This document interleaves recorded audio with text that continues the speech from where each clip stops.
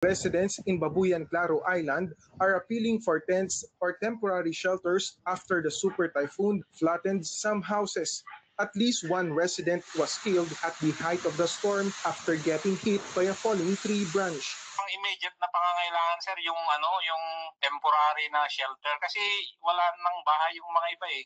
Yung tent siguro sir, walang mabilhan dito ng mga yero sir kaya it takes about months siguro na bago makarecover kang dito sir kasi wala namang bibiyaheng mga bangka sa pagkain sir. Kakayanin naman namin siguro hanggang 3 o 5 araw kasi limitado naman kasi yung pagkain dito sir kasi nakadepende rin kami sa mga groceries galing sa mainland Cagayan. In Santa Ana, Cagayan, a fishing boat sheltering at San Vicente Port capsized due to giant waves.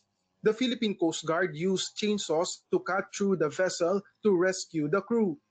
Of the 13 crew members, 6 were rescued, 2 died, and the rest remain missing.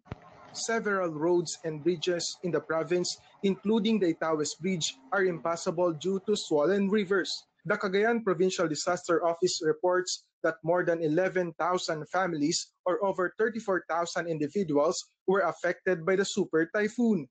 Initial damage to agriculture is estimated at nearly 400 million pesos, with infrastructure losses exceeding 4 million pesos.